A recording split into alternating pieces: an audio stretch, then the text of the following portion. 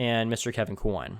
And I'll get to why Mr. Coyne is significant later on, but he was one of my mentors that taught me how to speak. He was one of my coaches for my speaking team that I was part of. And him and I would have discussions before school every day at 6 a.m, talking about agriculture, talking about life, things that I would need to know to be a strong leader, and just kind of comparing notes on what we thought a good person was. And it was honestly some of the best times I had in my high school experience, and to this day, some of the best times I've had in general.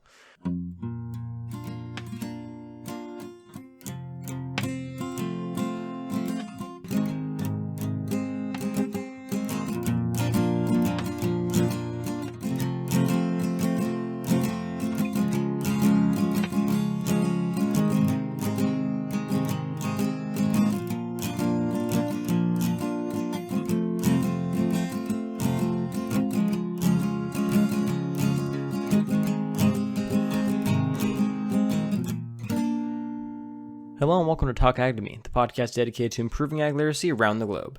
I'm your host, Brennan Black, and welcome to the first episode of Season 3. I wanted to start off this season with a bit of a different type of episode, but definitely a necessary one. So I've been involved in the podcasting communities online for 8 months now, give or take. It's been almost a year. And the same question every time I get onto another podcast or someone comes onto mine is where I came from. Why I got involved in agriculture, why I decided to make a podcast about it, why I think it's important to talk about, and just in general, what's my goal. And so this is going to be an episode without any guests. It's just going to be all of you and me, and we're going to take a little trip down the story that is Talk Ag to Me. So in order to get into that mindset, I'm going to be going over everything that happened basically since I started the podcast and even before that. So this is going to be kind of an audio autobiography of both myself and Talk Ag to Me, and kind of why I started the podcast and why that reason has changed a little bit. So I'm just going to jump right into it, starting with before I even got into high school. I had zero interest in agriculture. I mean, I grew up in Tulare, California, which is a very agricultural town. We used to call it Cow Town, and we still do. And I had just no interest in it whatsoever. I mean, I grew up around cows. I've been on dairies and playing with calves since I could walk. I've, grown up with parents and siblings and family friends that were deeply involved in agriculture my entire life. So I was very much surrounded by it. It just never interested me, really. I was always more interested in technology and mechanics and games, and I don't know, it just never really caught my eye. So leading up to high school, I mean, I never really had any interest in agriculture. I'm currently 20 years old, studying agricultural education and minoring in mass communication journalism at Fresno State. If you had told me I was doing that when I was 13 years old, I probably would have laughed at you, because I had not even any kind of idea about agriculture. I didn't have any reason to go into it. I didn't have any ambition towards it. I was planning on either becoming a mechanical engineer, a biomechanic, because I was very interested in prosthetics before I got into high school, or a zoologist, because I loved working with animals. Little did I know that many of my interests in technology and animals and biology would all be combined into agriculture. So when I was, going into high school, my freshman year, my parents kind of, I guess you could say, forced me into FFA. And I know some of my listeners don't know what FFA is. So FFA stands for the Future Farmers of America, although now they just call it the National FFA Organization, because back in 1988 they changed the name of it, but that's beside the point. It's a youth leadership program founded in agriculture. So high school students and now even middle school students can learn about leadership skills, personal development skills, all those types of things. And they also learn about the roots of where their food comes from. So, while we're learning about public speaking, we're also speaking on issues regarding our food. While we're learning about, quick presentations, we're learning about it in terms of how do we present ourselves and even how we present commodities like fruit. I was a state champion citrus judge, and that taught me a lot about public speaking and about almost like an interview process in terms of how our reasons get judged, but it was all based around fruit. So that's kind of what FFA is all about. It's teaching kids leadership skills and personal development skills founded in agriculture, because it believes that those two things are vitally important for a person to be successful, to understand where the food comes from, as well as a practical world issue, and how to apply realistic leadership skills to those issues. There's even been arguments that agriculture should be the style of teaching all things, that math, English, science, all of these topics should be taught with an agricultural background, or there should be alternative classes that do that, because it is the most practical way to teach those concepts. Like, yes, the concepts are theoretical or they're conceptual, but by teaching them in a practical instance, they're easier to understand, and that's honestly what I believe. But anyways, that's getting off track. When I got into my freshman high school class, I had my first ag teacher, Mr. Dave Catano, and I promised him that if this podcast ever got big, I'd give him, credit for helping with this, but not quite there yet, Catano, but maybe one day. I do like to thank him though for a lot of what he's done to me, and I'll get more into that later. But I was involved in Mr. Catano's freshman year Ag 1 class, and that was the class that I learned how to speak, or kind of went through my first speaking experience. That was the class I went through my first everything experience, because I went in there very shy, very closed off, very, I wouldn't say closed-minded in terms of agriculture. I just wasn't my thing. I didn't have the leadership skill in me. I didn't have the ambition to become anything more than what I was already planning on becoming. And it wasn't until Mr. Catano pushed me to try harder, that he pushed me to go outside my comfort zone and to do things that I wasn't totally okay with. And so my dad convinced me to start showing animals, because I came from a family of FFA kids. My parents were both involved in FFA in high school. My dad was an officer. He competed on judging teams. He was competing on speaking teams. He was very involved in his chapter. My mom showed sheep. My brother and sister both showed dairy cattle and competed in different teams. Then there was me. I had no experience in public speaking. I had very little experience working with animals. I had almost no experience in terms of any kind of stuff that's associated with FFA. I had no interest in leadership. I had no interest in public speaking. I was a very, very shy and closed off kid. That was until Mr. Catano decided that wasn't going to be an option for me. He helped me get my first year, and my dad helped me take care of it and teach me what it meant to take care of animals, what it meant to care for and learn from animals. Catano then taught me how to speak. He had me compete, again, almost against my will, on a public speaking team called Opening and Closing. And then he convinced me, and my parents supported the idea of me going to my first FFA California State Conference. And that was kind of the turning point for me. That was where I understood what FFA really meant and what potential it held. And I had so much fun, and I fell in love with the organization at that point. I made a lot of friends that I would never forget, and some of them I still talk to now. And that conference inspired me to want to become a leader. It showed me the true value of leadership and what I was missing. So my goal for the next 4 years of high school was to try to work on becoming a good leader. And I would like to say I did a good job. While I was initially planning a state officer, like every freshman was, I didn't become a state officer because I already built the skills that I wanted to build that the state officers had. I wanted to be a great speaker. I wanted to be a community member. I wanted to be someone that people could look up to. I wanted to be a great example for the next generation. And I did all of that. After going through all of the training in high school that I needed to go through, I had no interest in becoming a state officer because I was already those things. So how's this tie into the podcast? I'm about to explain it. So as I went through high school, my sophomore year, I started coaching kids in how to take care of their beef animals. I taught them showmanship, taught them how to care for their animals, how to even quote unquote speak cow, as they used to say. I was very, very good with animals in terms of understanding their behavior and what made them tick. And I also understood nutrition, how to care for them, how to make them not hate you. And I taught this to every new kid that wanted to show an animal, because there really wasn't a whole lot for them to learn from, and it's not an easy thing to pick up on yourself. I was lucky to have my dad to teach me, but not all kids were that lucky. So I taught a lot of kids, and that was kind of my first step into leadership. By the end of that year, my advisor, Mr. Catano, had referred to me as the barn captain. He said that he would even give me the keys to the barn because of how much I was living there. And so that was kind of my first step into true leadership. It continued into my junior year, where I ran for chapter office. I ran for chapter office every year, but in junior year I ran for chapter office. I competed on my first speaking team, extemporaneous. I learned how to do citrus judging. I competed in that, and I was very involved in my junior year. I competed on the agronomy team. I was learning tons in my classes. I was having a lot of fun with all my FFA friends. Even though I wasn't an officer, I was one of the better known members of the FFA chapter that I was part of. And then came my senior year, and that was kind of the first, real instance of what's the word I'm looking for? It was the first time that I really felt like I belonged in agriculture, in leadership, and education. Because building up to that, through my speaking experience, through my judging experience, through my officer experience, I really connected with three teachers, my three mentors, as I refer to them as. And I've had other mentors in the past, but these three, they really understood what potential I held. And that was Mr. Catano, my first ever experience with FFA. Mrs. Williams, she was my advisor for citrus judging and my officer advisor, and ended up being my teacher in my senior year. And Mr. Kevin Coolwine. And I'll get to why Mr. Coolwine is significant later on, but he was one of my mentors that taught me how to speak. He was one of my coaches for my speaking team that I was part of.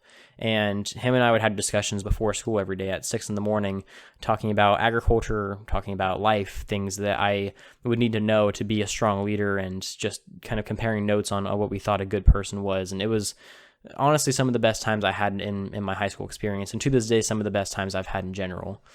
So after learning all these skills and practicing all this stuff and acquiring more and more leadership positions and taking on more roles and, working selflessly and for the community instead of working for myself, I was told by many people, including my mentors that I admired their opinion very much, that I belonged in the classroom and that I should be an agricultural teacher. And at first I kind of rejected the idea. I still wanted to work in mechanics, or I still wanted to work in biology or something like that. And all three of my mentors said the same thing.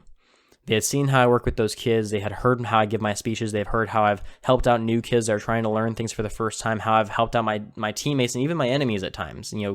Kids who were on other teams that I was competing against, I gave them advice. And they admired how much I cared about teaching others about agriculture and how much I worked on helping others understand things the way that I understood them. And all three of them agreed that I should be an ag teacher because I'd be a very, very good one. And I took that to heart. I seriously worked hard to become an ag teacher all of high school and in my first couple years of community college. And as I worked towards that, I learned more about what they meant, but not in the sense of, that I was meant to be a classroom high school teacher, but then they meant that in the sense that I loved teaching, that I loved working with people and helping them understand things that they don't understand on their own. And what context that's in can change. I mean, I was tutoring kids for a little while when I was in school, but I never really considered it a full-time career until the people I admired most told me. And so that kind of led into the creation of a few different things in me. First of all, the realization of my own potential, helped me realize how much they actually saw in me and when I didn't see it in myself.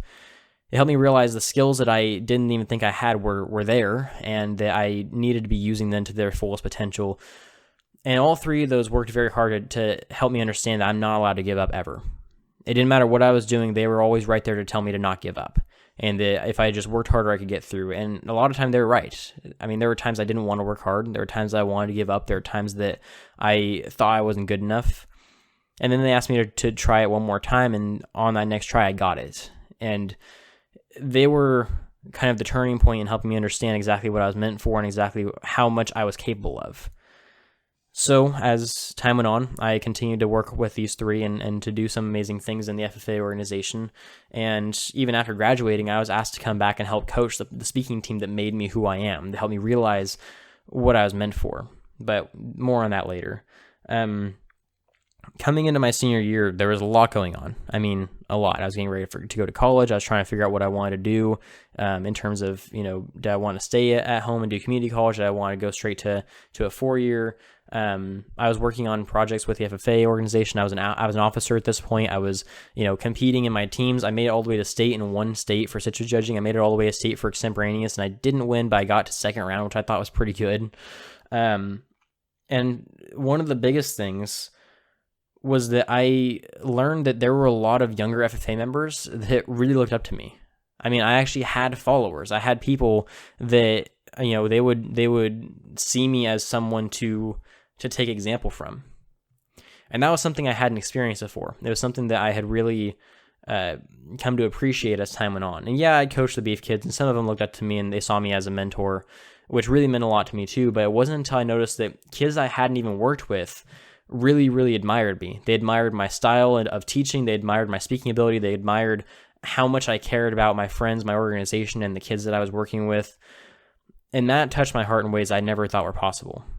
That helped me realize that I really was meant to be a leader because I had people who trusted me to help make things okay, to help train them, to help build an organization that they could trust and that will take care of them, and just in general to be there when everybody needs me to be there. And that kind of hit me hard when it made me realize that I had more potential than I gave myself credit for.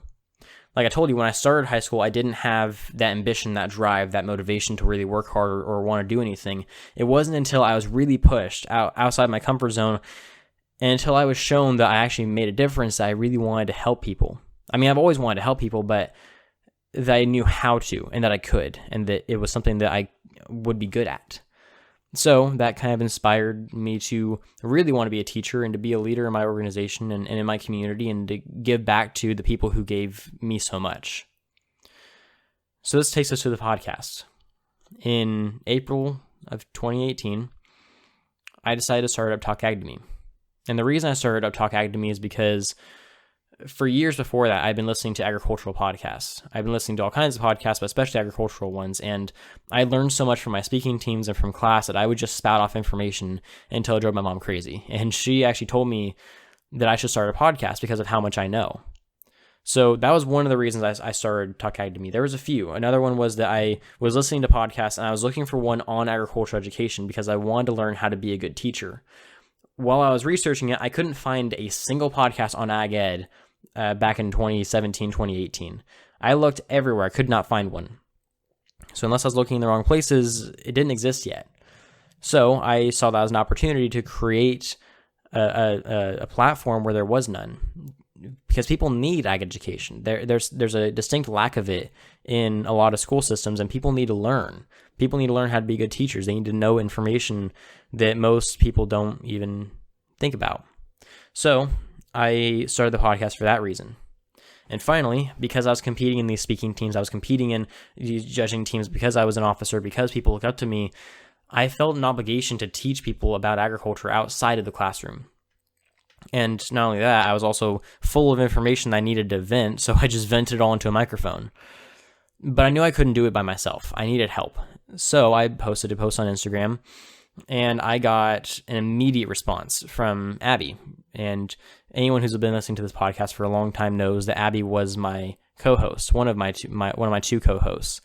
And the fact that she responded to me made me really excited, because Abby and I were really good friends in high school, and she was and still is one of the smartest people I know. I mean, right now she's down in New Mexico doing incredible research in dairy genetics that she's trying to publish right now. It's unbelievable stuff, and I'm incredibly proud to have been her friend during high school. She wanted to be on the podcast, which I was, again, very excited about, because she's incredibly smart and she's a good speaker and she knows her stuff and she's fun to talk to. So I brought her on. Then I went to school the next day, and my friend Evan, who I was actually competing with on Extemporaneous, asked if he could join the project. And it was kind of funny because Evan was the one I initially was going to ask, but I didn't, because I figured he'd be too busy. Because Evan and I were a bit of a yin-yang situation in Extemporaneous. I had all the information, but none of the personality, and he had all the personality and not nearly as much information as I did. He was still incredibly smart, don't get me wrong, but he had a better way of presenting information even when he didn't have any than I did when I did. So I wanted Evan on my team as well. And he actually asked me if he could join the team, and I said absolutely. So with my little team of three, we got started immediately. I mean, I spent weeks typing out plans for this, doing research on it, looking at good microphones and, editing programs, and I was writing scripts, and I was planning out episodes, and I was doing all the stuff. Well, after about 2 to 3 weeks of planning and us debating over what to name it, Evan decided that it should be named Talk Academy. And that name, I'll be honest, wasn't my favorite at first. I was looking into other names that I thought would be good, but I did a poll. I asked people what they thought, and the overwhelming consensus was Talk Academy was a good name. And so I kept it. And even though I've been offered, I haven't been offered. I've been recommended that I change the name. I've been told that it'd be better for business reasons if I change the name. I can't bring myself to do it because I want to honor the people who helped me start this in the first place. So Talk Academy is always going to be Talk Academy. Anyways, moving on, we started this because we wanted a fun project for all of us to be able to talk down, sit down around a table and then talk to each other about stuff that we learned in our classes, stuff that we're giving speeches on, stuff that we were just really, really interested or passionate about. And so listening back to my first episode, as cringy as it is, it's almost admiring to see that even, a long time ago, which I guess 2 years isn't that long, but it still feels like forever ago, we had such passion to help people understand agriculture that we built this entire structure around the best way they could listen to it.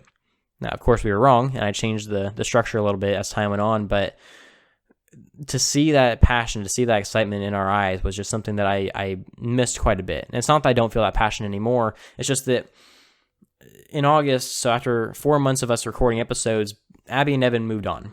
Abby went to Washington for college, Evan went to Cal Poly over in San Luis Obispo, and I stayed home. I went to community college, studied agricultural education for 2 years before transferring to Fresno State, and I worked on the podcast on the side, but the podcast didn't really do all that well on its own. I mean, without the two of them helping me, I didn't really have any reason to do the podcast anymore. I was overwhelming myself with work. I was working, I was doing schoolwork, and I was working on the podcast. It was just too much for me because I was also a ag council officer. I was involved in other clubs. I was helping out with the community. I was working on stuff at COS with my professors. I was working on speeches at the time. I had no time for the podcast, which made me really sad because I loved doing it. But I also was getting really dry periods because I wasn't able to find any interview guests. I couldn't come up with interesting content for episodes, and I didn't enjoy it as much as I used to. So I took breaks. I took 2 or 3 week-long breaks from recording or posting episodes. And I almost quit the podcast quite a few times because I realized that, the podcast wasn't going to go anywhere because I was making a fatal mistake, which I hadn't realized until later. But that fatal mistake was I was refusing to leave the chamber. There was an echo chamber I was creating with my podcast I didn't mean to.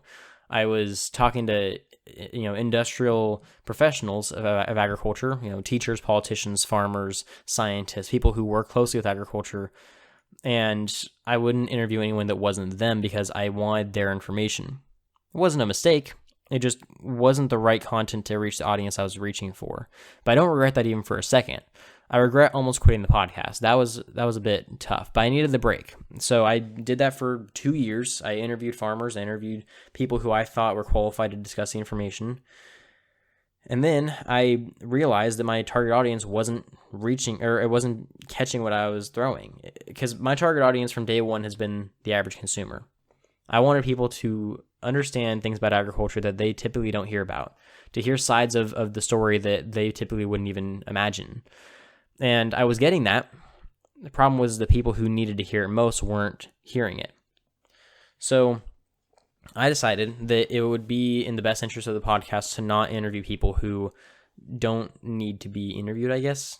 That's not the right word to say. I'm not sure how I want to say this, but basically interviewing the farmers, interviewing the scientists, doing all that kind of stuff was great, but I needed to be talking to people who could help the consumers understand. And then that morphed into I needed to be talking to consumers themselves. So after 2 years of working on the podcast and getting nothing done, I wouldn't say nothing, not getting what I wanted done, I decided to change up my rhythm a little bit. I hopped on Reddit, which is an online community place where you can talk to people from all over the internet about different topics based off of what groups you're part of. And while I was working on that, contacting people from around the world, I decided just to post in the podcasting community just to see what happened. So I posted in there that I had a podcast about agriculture, about feeding the world, about helping people understand where their food comes from. And I couldn't believe the amount of hits that I got. It was insane. I mean, people were contacting me eager to learn about what I had to say, and I didn't think that was possible. Because, for most of my agricultural career, I've been told by industry professionals and even ag podcasts that I listen to all the time, the consumers couldn't be reasoned with, that they didn't care where their food came from, that they were never going to trust agriculture, and it was just our job to give them what they want and then let them complain about it. I didn't want to believe that, and so I found out myself. I contacted consumers, I talked to them, I had discussions, and I've never met anyone more willing to learn in my life. I mean, the guests that I brought on my podcast confirmed my belief that consumers do want to know where their food comes from. It has nothing to do with, the consumer not liking us. It has everything to do with our lack of communication and our poor education. I learned very quickly that the reason consumers don't know anything about agriculture is because we're not teaching them. Like, where are they supposed to get the information from? They're not going to do their own research.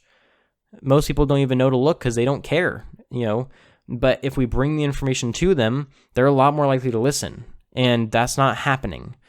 So, over time, after quarantine hit, I decided it was a good place for me to start reintroducing the podcast. In April, I started recording again. I started working on season 2 stuff. I started kind of reinventing what I wanted the podcast to be. And not that the old stuff was bad. Honestly, the old stuff is the reason I did so well in my second season. The old stuff provided me information that I could then translate to the consumers. So by June, I was posting new episodes of Talk Ag to Me Season 2. And it was honestly one of the most fun experiences I'd ever had. I was making friends from other podcasts. I was making, friends from across the world, people who typically wouldn't wouldn't agree with most farmers. I was having conversations with them that were making them understand the things that I really needed them to hear. And it was at that point that I kind of noticed a change in purpose for my podcast. My podcast initially was meant as a way of teaching people where their food comes from. Over time, it evolved into more of a bridge between producer and consumer, or a middleman, if you will. I would have interviews with farmers, with scientists, with industrial leaders, with people who understand agriculture, and I would learn about all of their things because I understand their language. They would teach me things in terminology that I could understand, concepts that I wasn't familiar with, things I didn't know, but in language that I could understand, and I would translate that into a relatable terminology for my guests, for the consumers. That was the purpose of this podcast, and still is. It's creating a healthy discussion between both farmer and consumer that doesn't result in either one of them disliking the other. I take the information from the farmer, I put it in a context that the consumer can understand, and I produce it to the consumer. That way they can find it relatable.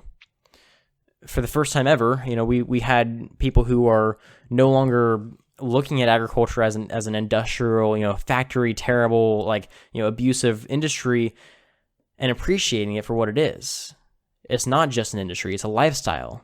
It's an incredibly important lifestyle that contributes to the entire world surviving. And my guests were understanding that, and they were translating that to me. And it's not that they didn't think that before, it's that they just didn't think about it at all. And while that's all fine and dandy, someone who does think about it and doesn't understand that can cause a lot of issues. I even talked to some guests that had some misconceptions, that not that they were against agriculture, but they believed agriculture was much worse than it was. And it was having those conversations, it was being the translator, it was providing them with the information and the context of the situation that helped them understand and appreciate what we're trying to do for them.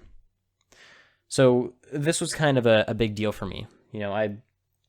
I had learned a lot about agriculture, about communication, and about my role in the whole game. I even started making episodes based around introducing agriculture to mainstream media again, relating agriculture to movies, video games, books, anything that people can relate to. I had episodes about how agriculture works in Star Wars. People were more concerned over how the potatoes were grown in the Martian than the guy actually surviving, which I thought was hilarious. And it wasn't just for the episode. I actually had people on my show that texted me weeks later asking questions about agriculture, saying that they had watched a movie that they never noticed there was agriculture in, and now that's all they can see. It's actually working. Having these conversations isn't just being lost on them. They're actually resonating with the information, and I think it's because of the way it's being presented. I have a whole video coming out about that in a few weeks, but that's not the point right now. The point is, my podcast took a turn, and definitely not for the worst. You see, I started off my podcast for the reasons I told you, but not just that. It was because of the tremendous amount of support I was getting from the people that really thought that I could do something big, and they were right. My 3 mentors that I mentioned earlier, Williams, Catano, and Coolwine, they pushed me harder than anyone's ever pushed me before, and because of that, I've succeeded more than I've ever succeeded before. Williams was the one that influenced me to become a teacher. She was the one that taught me how good I can be at teaching others about subjects that are not easy to learn about. I even had student teachers come in that say that I'd be a good teacher because of the way I talk to people, because of the conversations I have, because I'm not willing to get mad at people for what they believe in, but I'm willing to understand them and present my information in a calm manner. That I'm willing to have conversations with people that don't make them feel stupid, but help them realize things on their own. And I believe them. And then there was Mr. Coolwine, who taught me the value of conversation, the value of learning about someone's side instead of attacking it, the value of helping others understand my point of view without shoving it down their throats. And he was honestly one of the biggest supporters of the podcast in the first place. You see, when we decided to start doing episodes around interviewing professionals, he was our first one, episode 6. And the reason I remember that is because I went back and listened to that episode so much, and I still do. Because for anyone who's been following this podcast for a while, and for people back home, Mr. Coolwine did pass away about a year after I started the podcast, a year and a half actually. And that took a big hit on everyone from my home, everyone in my community, all of my friends, all of our family. Nobody took it very well, including myself. And it took me some time to cope with that and to even realize how devastated I really was, because he supported me so much, and he was honestly the reason I continued with my podcast. He gave me so much support and ideas, and he told me that this project made him very proud, because it might be the future of communicating with consumers and even helping out FFA students. And that made me really, really proud and extremely excited and very humbled. So, and then Mr. Gaetano. I interviewed Mr. Gaetano shortly before he retired. And honestly, when I interviewed him, he taught me that I might not want to pursue a career in agricultural education from the classroom perspective. And that was the first time I'd been told that, and I thought he was crazy. You know, of course I'm going to be an ag teacher. It's what I've wanted to be since I was a sophomore in high school. And he would tell me, I know, but just think about it. You're doing more teaching people through this podcast than you would be in the classroom. You obviously are passionate about it. You're very good at what you do. You need to invest time into this podcast too, and maybe consider going into agricultural communications instead of teaching. You can still teach, but teach outside the classroom. And I thought that was kind of incredible that he had brought that up. And at the time, again, I thought he was crazy, but now when I think about how much faith he had in me and in this project, it almost makes me, choke up, just because, again, he was the first one to introduce me to agriculture. Not agriculture, he was the first one to introduce me to FFA, to leadership. He was the one that wouldn't let me quit first. He was the one that pushed me out of my comfort zone for the first time. He was the one that would not let me surrender until I realized how much potential I had in me. I had a lot of great mentors in my life, many that did many great things for me. But him, Mr. Coolwine, and Mrs. Williams all did so much to help me realize that I have a better purpose in life. And while I still plan on becoming a high school classroom agriculture teacher, I am not quitting on this podcast until I absolutely have to, if I ever do. So after learning about that, after learning how much faith he had in me, and seeing that my theories were right and that you can teach people about agriculture and have them care, I got to work. I started working on new ideas for how to present information to people in a way that they could appreciate. And I think I found some successful strategies. I'm still experimenting, I'm still learning some stuff, and I'm still asking people for their advice, but I think that my methods are working, and people that I know in the agricultural education podcasting community, which is a thing now, are trying some of my methods, and they're having the same results. So I'm faithful and hopeful that my ideas are not lost, and that I haven't wasted the past 3 years of my life on this. And even if I have, it's definitely not a waste, because all of this experience will just make me a better teacher in the future. But that was kind of the initial start to my podcast, and kind of the evolution into what it is now. And it's gone through a lot of changes over the past couple of years, I'll admit, but we're coming on 3 years, and the podcast has never done better. It's not doing, outstanding. It's doing outstanding for my standards, but it's not the world's largest podcast by any means. It's not even breaking 100 listens per episode. It's a very, very small podcast, and I acknowledge that. I'm not saying that it's going to be huge anytime soon, but that's not the point. The point is, if I can get one guest to go tell his family, go tell his friends, go tell his colleagues about not just the podcast, but about what he learned on it, and that's all I need. I could have one listener per episode, and if the listener and the guest both go tell people, then that could be a massive ripple effect. It's not about becoming famous, it's about getting the message out there. And when I first started this podcast, I was actually talking to a dairyman from Tulare, Tyler Ribeiro. He's a good friend of mine. I've made quite a few of those since working on this. And he runs a page called California Dairy Dad. He's actually been on an episode before, and he's going to appear on more throughout this season. I promise you that. Tyler does some incredible stuff with his social media management, and he's given me a lot of great advice for mine. Him and I sat down right before we recorded his episode, and he gave me a nice, discussion about why I'm doing this podcast and how important it is that I continue with it.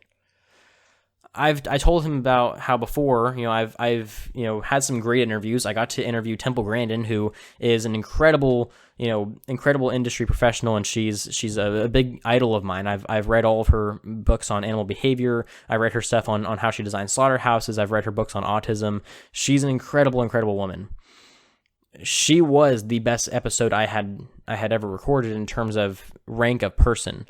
My most successful episode, and still my favorite, was my interview with Mr. Coolwine. That episode has hundreds and hundreds and hundreds of listens because people miss his voice. And even I go back and listen to it when I don't know what to do. Even when I do know what to do, but I just need someone to push me to keep going. I still listen to that episode because it means so much to me, and it tells me a lot about where I came from. That's the reason I'm even doing this episode, to kind of, to tell people, where I came from, that way I don't have to explain it a million times, because every time I get on a podcast, people ask me how I got into this. But it's also for me. It's for me and my early guests to show how far I've come, what's changed and what hasn't, and kind of remind me why I started in the first place. But anyways, back to Tyler. Tyler, he told me something interesting that I hadn't ever noticed before. I was telling him about when I was interviewing at the World Ag Expo a couple years ago, I was getting offers to join a network. I was getting offers for people to buy out my podcast, or people to, do all the editing and the, the social media management, all that kind of stuff. And I just stay the host. And I was scared of that. I didn't want to lose control over my own project. I didn't want people to take it and make it not mine anymore. And I didn't want people to change what I had worked so hard on. And he said he understood that. But he explained the potential in that offer. He said that he wouldn't turn that down if he were me. And the reason why is because not that they were going to steal my project, because they probably were. It's because that I'm not my project. My project is just a way that I get the information out there. I'm not Talk Ag to Me. I love Talk Ag to Me. I think it's one of the best things I've ever done in life. But I am not my project. I'm not my podcast. I am me. And he explained that if they want the podcast, and if they're threatening to change the name, if they're threatening to change the episodes, if they're threatening to change everything but me, that should tell me something. Because out of everything, I am the constant. I'm the one who's bringing the good ideas. I'm the one who has the good. I have the passion. I have the enthusiasm, and I have the potential. And he said I should hold on to that. Because, and I actually followed this by heart now, if everything shuts down, if my podcast gets banned for some reason, if it gets taken off of everywhere, if my computer crashes and I lose all my files, if any of that happens, if everyone forgets who I am, I can always just start over, because I'm still me. I still have the ideas, I still have the passion, I still have the enthusiasm to do what I think is right. And that kind of opened my eyes a lot to what the true purpose of this podcast serves. And it's to interview people and to teach them about agriculture, but it's to show them that this idea, this concept is so important that it's not going to stop. Like, one of the things I like to look back on a lot in the episode with Coolwine is that he explained that if other people could pick up this idea, start doing more ag-based podcasts, even like other chapters could do this, that it wouldn't be a bad thing at all. And I completely agree. Anyone who wants to start an agricultural education podcast, people who want to start podcasts in general, I help them out all the time. I've mentored some new podcasters, which I have no idea why, because I have no idea what I'm doing. I've been doing this for 3 years, and I'm barely breaking 80 listeners, and that's on some rare episodes. My average episode listenership is 30 to 40, which in the podcasting world is tiny. But people are still looking to me for advice. They're still looking to me for my interview style, for how I connect people, for how I handle myself in interviews. And that means a lot. So I've kind of gotten to a point now where I've acknowledged that the podcast is not the important part of this conversation. The conversation is the important part of this conversation. It doesn't matter where I'm having. I could completely quit the podcast and join other people's podcasts and talk to them there.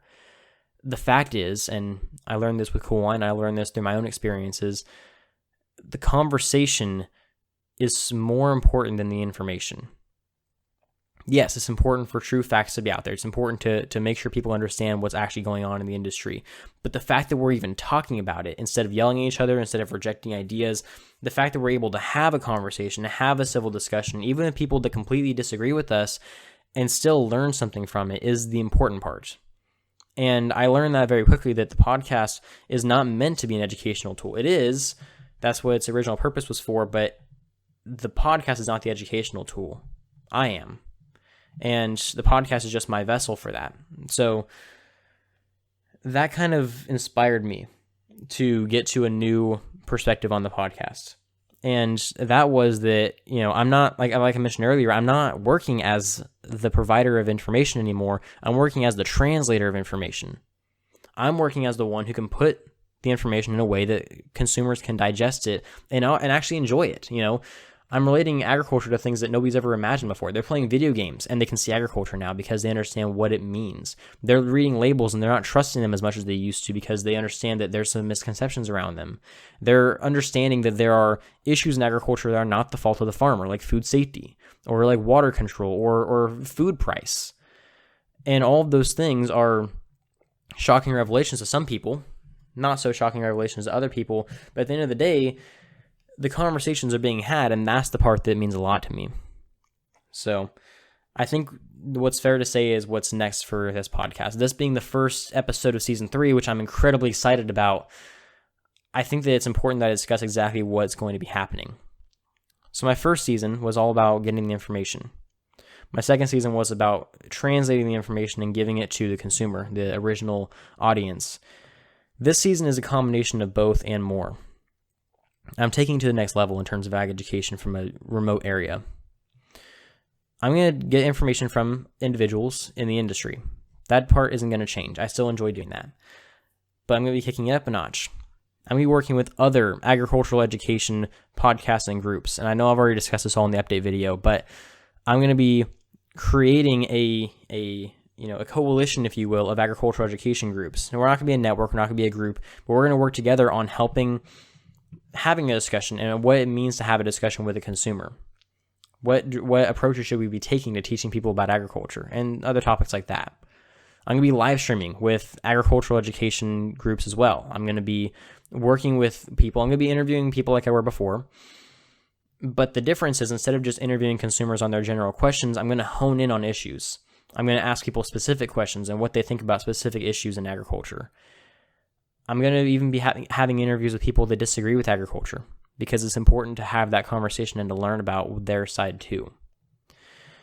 This season is supposed to be a culmination of everything that I've worked on so far and a next step on what's to come. So that's kind of what my direction is. We'll see what comes out of it. We'll see how far I get. We'll see if I become more successful or if I go back down on the ladder. Either way, it's worth a try, because this is an incredibly important message to spread. And I'm incredibly grateful for everyone who supported me this far, who's helped me understand exactly what it means to be a communicator, a good agricultural advocate, someone who can help bring awareness to issues. I think I'm breaking the fourth wall a little bit here. I actually am recording this a few days before Thanksgiving, even though it's coming out much, much later. But I wanted to give thanks to people who have supported me so far in this project. I mean, I can't thank everyone. I mean, there's so many that have done so much for me, but I like to start off by thanking my mentors who looked after me and helped me realize what I was meant for. Shay Williams, Kevin Coolwine, and Dave Catano all changed my lives in a way that I can never imagine or ever thank them for enough. Krim, my speaking coach, the one who taught me how to speak and who taught me how to care about these issues deeply enough anyways, who gave me the information to help me get started in the first place, I can't thank her enough either. Or for the invitation to come back and work with these kids again and teach them the same skills that helped me realize what I was meant to do. My original co-hosts, Abby and Evan, I can't thank you guys enough for all that you did for me and helping me start off this project. I wish both of you luck in your endeavors, and I know that you're both doing well. all of my original guests and even newer guests for coming on the shows and helping me realize, both the good conversations and the ones I need to be careful of, the information that's worth spreading and the information that nobody's going to care about, and the direction this podcast needs to go in order for me to fulfill my purpose in life. I'd like to thank Tyler and my new podcasting friends, Alex from Time for Your Hobby, Patrick from Silly Mundane Things, and all these people that I've talked to and worked with and kind of played ideas with just to kind of get an idea of what would be a good, healthy step for the podcast. And I've learned so much about podcasting, about communication, about information from all of these great individuals. They've all given me great help in all of this.